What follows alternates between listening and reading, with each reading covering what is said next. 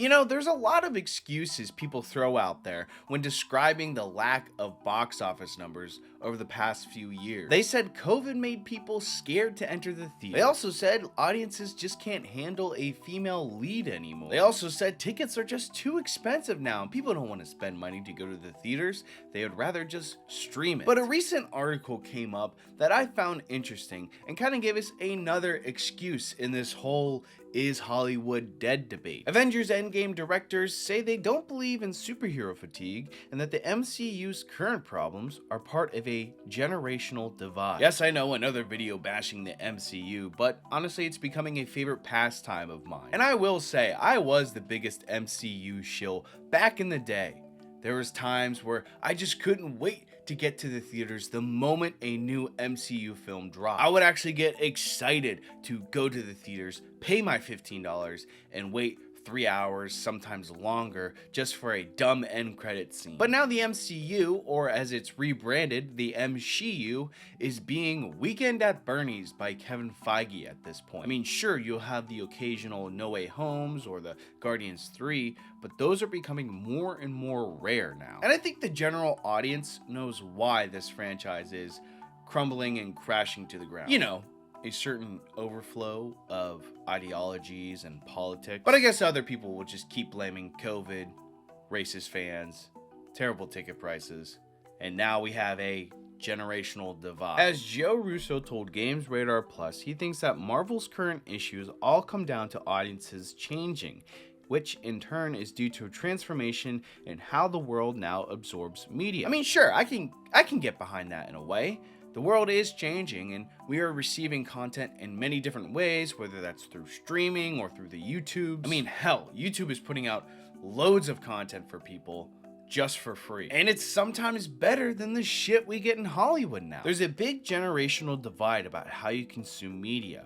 There's a generation that's used to appointment viewing and going to a theater on a certain date to see something, but it's aging out. Meanwhile, the new generation are, I want it now, I want to process it now, and then moving on to the next thing, which they process whilst doing two other things at the same time. Yes, the generation of younglings now is very ADHD programmed. I mean, look at how they make TikToks now.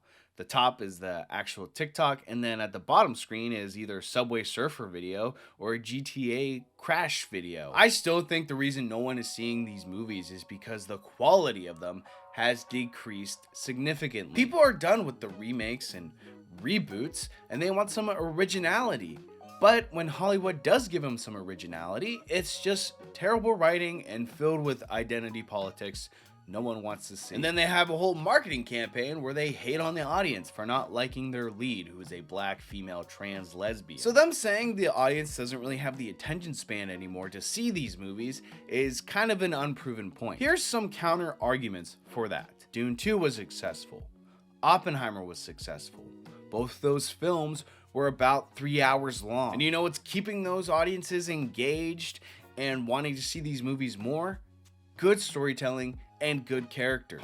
It's almost like if we actually knew how to write movies, they become successful. This is proven time and time again. If there is a good story, people will be engaged with it no matter what. There's this TikTok of this lady that went viral explaining her story and what happened, and it was 17 billion parts, but people still engaged with it, still watched it all the way through. Even the king of ADHD editing on YouTube, Mr. Beast, has come out recently and talked about this point. People want more storytelling in YouTube content and not just ADHD fast-paced videos, which is why my new video is over 40 minutes and has the most depth of any of our videos. My goal is to show it works so more creators switch over. And I believe Mr. Beast too, because that man lives and breathes by the YouTube algorithm. So if he's saying people want more storytelling, then hell, people want more storytelling. So yeah, I really don't think it's the lack of attention span in this generation that's causing your films to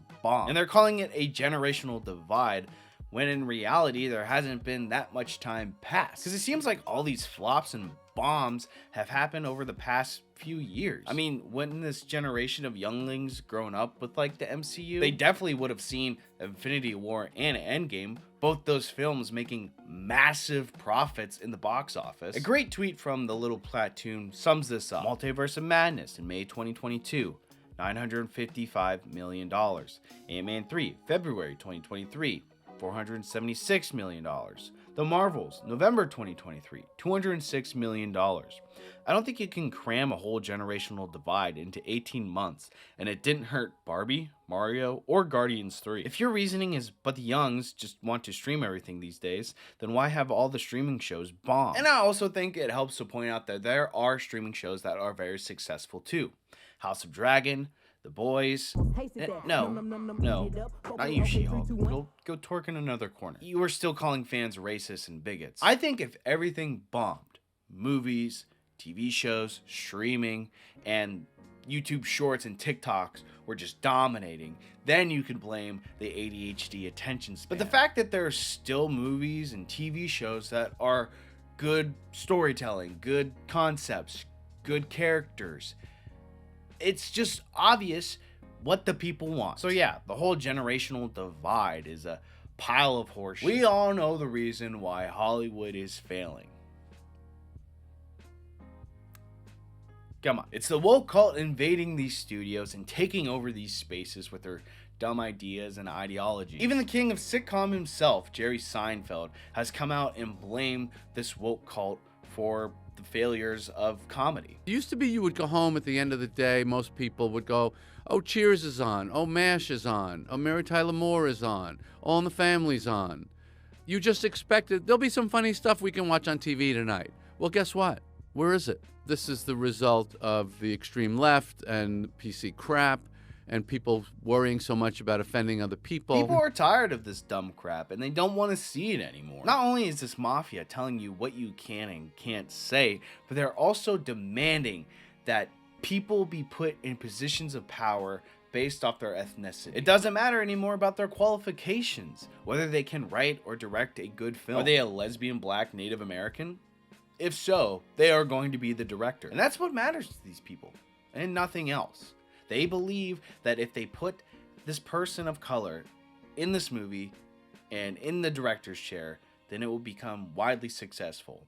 But that's just not how reality works anymore. The forcing of diversity in Hollywood is what's killing Hollywood, but no one will admit it. And that's why you'll keep seeing bombs after bombs. Sure, you'll get a Barbie or an Oppenheimer, but that's not going to keep this huge industry afloat. Something needs to change, and it needs to happen sooner rather than later. And I think the first step we can change is maybe getting less political. Hey, I'm Mark Hamill, and I'm voting for Joby-Wan Kenobi. Yeah, Hollywood is dead for sure now, isn't it? Alright, to recap, let's see our list of excuses for the failures of Hollywood. We got racist fans. We got bigot fans. We got COVID. We got the writer's strike and actor's strike.